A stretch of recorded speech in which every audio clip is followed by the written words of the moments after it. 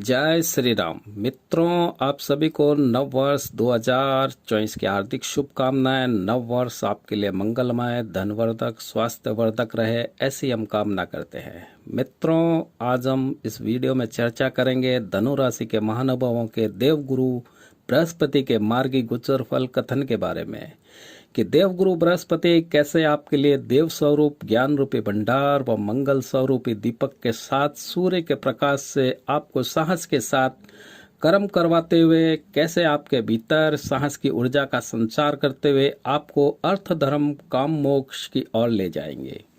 मित्रों, दुखों का अंत कब होता है? जब आत्मिक संतुष्टि हो। हम सभी अपने अपने भौतिक कर्मों पुरुषार्थ को करते हुए स्वयं के लिए उस कर्म फल के रूप में ना जाने कितनी आशाएं बांध लेते हैं जिसकी कोई परिधि नहीं होती। हम कर्म फल स्वरूपेण सफलता के साथ समृद्धि, यश, मान, सम्मान की आकांक्षा रखते हैं। ये आकांक्षा पूर्ण भी होती है, कर्म का प्रतिफल भी मिलता है। फिर भी मन के भीतर किसी कोने से एक आवाज अंतरात्मा में गूंजती है कि थोड़ा और मिल जाता तो मजा आ जाता। तो ये थोड़ा और क्या बाकी रह गया है जी? ये जो थोड़ा और बाकी का सवाल है, यही आत्मिक संतुष्टि है। ये आत्मिक संतुष्टि की कमी ही आपके भीतर, सभी के भीतर लालच की ज्वाला को बढ़ाती है। ये लालच की ज्वाला की तपिश ही आपको, मुझको, सभी को नैतिक अनैतिक मार्ग की ओर धकेल सकती है। इसको यदि एक छोटे से उदाहरण स्वरूप समझें तो बेहतर समझ में आएगा। जब हम भोजन करने बैठते हैं तो कुछ समय के पश्चात हमारा शरीर स्वयं ये बताता है कि बस अब और नहीं, मेरे भीतर इतना ईंधन रूपी भोजन पहुंच चुका है कि कार्य को क्षमता अनुसार मैं कर सकूंगा, और हम हैंड वॉश करते हैं। किंतु कई बार हम भोजन के स्वादिष्ट होने पर अधिक मात्रा में भोजन मिष्टान आदि ग्रहण कर लेते हैं तो बाद में हमारा क्या हश्र होता है, ये आप सभी समझते हैं। तो यहाँ आपने क्या किया? शरीर की जितनी आवश्यकता थी उससे अधिक आपने स्वाद की लालच में अधिक भोजन ग्रहण कर लिया। आत्मिक संतुष्टि नहीं हुई थी, या यूं कहिए पेट तो भर गया था लेकिन नीयत नहीं भरी थी।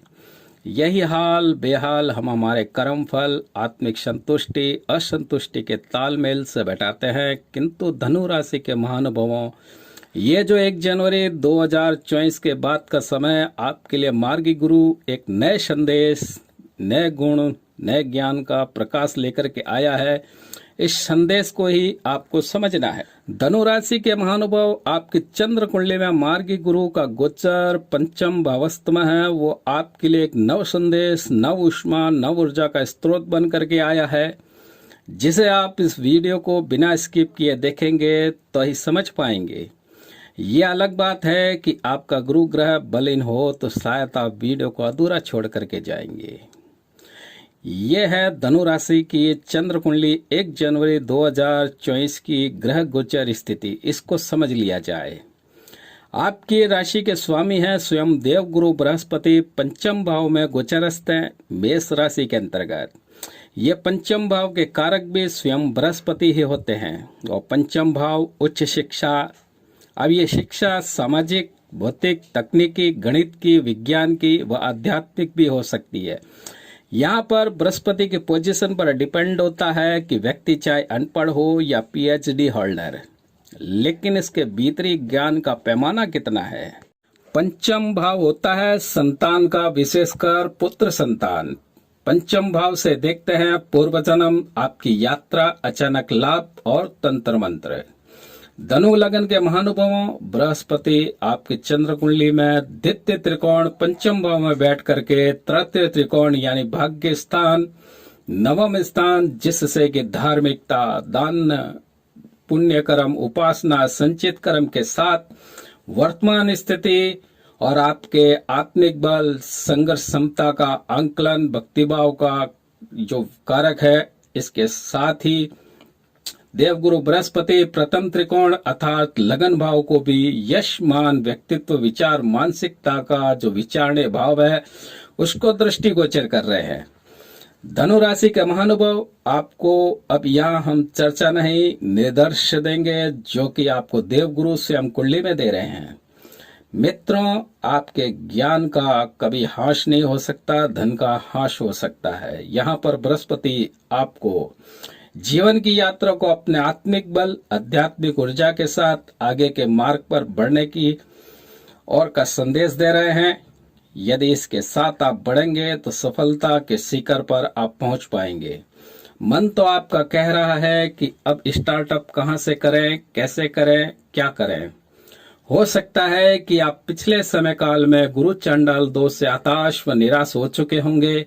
आलस्य आपके भीतर आज भी हो सकता है, लेकिन महानुभाव, अब बृहस्पति मंगल के राशि, मंगल दीप, मंगल के साहस के साथ अपने स्वयं का नेतृत्व करने का निर्देशन दे रहे हैं। साथ ही सूर्य का प्रकाश आपके भीतर के अंधकार को प्रकाशमान कर रहे हैं। शनिदेव भी आपको दंड स्वरूप 7.5 का दंड दे करके अब आपको तृतीय स्थान से गोचर करते हुए आपके पंचम भाव को बल दे रहे हैं। अब आपको शनिदेव ने नया पुनर्जन्म दे करके कुंदन की तरह चमका दिया है। आपके भीतर अंतरात्मा कह रही है अब जोखिम लें या ना लें। ये संशय आपको राहु के कारण है, किंतु महानुभाव, जीवन की ये उलझने अब सुलझने के क्रम की और गतिशील तीव्र गति से होने वाली है, क्योंकि गुरु पंचम स्थान में कभी भी अपने कारक तत्वों में हानि नहीं पहुंचाते। गुरु मंगल राशि में राशि परिवर्तन हो रहा है, तो ये अद्भुत ग्रह गोचर स्थिति आपको अंधकार से प्रकाश की ओर ले जाने को आतुर है।